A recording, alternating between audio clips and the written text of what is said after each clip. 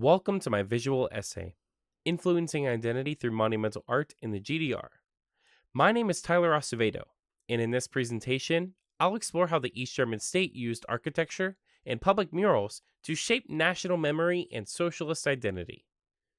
In the German Democratic Republic, or GDR, monumental aesthetics served as a political function. Through architecture and public art, the state visually shaped collective identity. This wasn't merely decorative, it was a way to model the world the state hoped to build. As Jennifer Creech explains, culture was politically privileged in the GDR, and according to the SED, it should help re educate the masses after 13 years of fascist dictatorship. That being said, socialist public spaces were sites of ideological education, where architecture and mural art were curated to reinforce these ideas of progress, unity, and purpose. This visual strategy wasn't just about promoting the future, it also redefined the past. Through carefully curated symbols and sites, the GDR crafted a narrative of anti fascist origins. East Germany positioned itself as the anti fascist successor to a divided and guilty German past. By casting itself as a state founded by resistance fighters and victims of Nazism, it avoided reckoning with complicity altogether.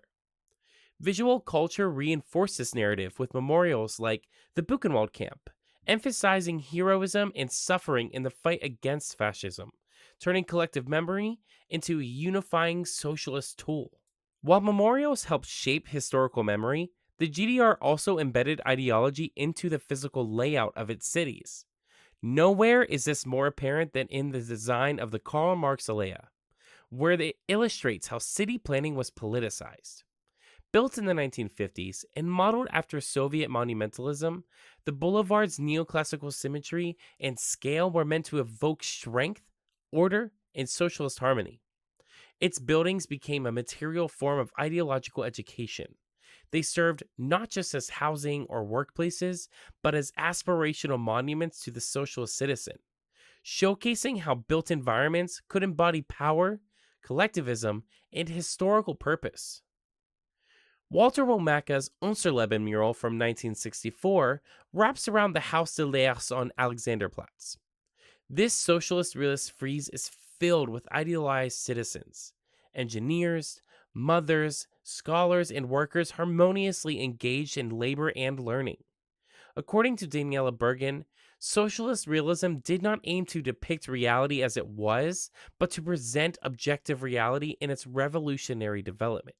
It visualized the future, not the present, to inspire collective effort toward socialism. The placement of Unserleben on Haus des Lehrers was deliberate. Located in the heart of East Berlin, across from the iconic TV tower, it ensured constant public exposure. Citizens didn't have to visit a gallery to see this kind of art. They lived alongside it. Its omnipresence normalized the state's vision of unity and progress, subtly shaping how East Germans envision themselves within the socialist project. In the present day, artists like Stefan Roloff engage with this visual legacy critically. His installation overlays archival footage and silhouettes onto the walls of former Stasi buildings, and even some cubicles he's created himself. Instead of idealism, he projects the psychological impact of surveillance and conformity. These reinterpretations of GDR space challenge the optimistic facade once presented by socialist realist works, offering a space for public memory and mourning. After the fall of the Berlin Wall, many East German public artworks and symbols lost their original political function. Yet rather than disappearing entirely, some like the aforementioned pedestrian figure or the Trabant car re-emerged as icons of nostalgia. This current phenomenon known as nostalgia reflects a longing not for authoritarianism, but for the everyday textures of life under socialism: stable jobs, affordable housing, and shared community values. As Jennifer Creech notes, in the wake of unification, East Germans were positioned as losers of history. Their identity was overwritten, and their experiences often dismissed as illegitimate. In this context, formerly propagandistic symbols became tools of reclaiming cultural memory and asserting visibility in a reunified nation that often sought to erase them entirely. In East Germany, Public spaces were more than just places to live or walk through, they were designed to send a message. So, murals, buildings, and memorials alike were all used to influence how people understood themselves and their place in society.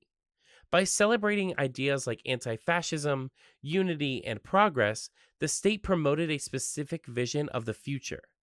Over time, these artworks have taken on new meanings. Some have become nostalgic symbols, while others now used to reflect on the past more critically.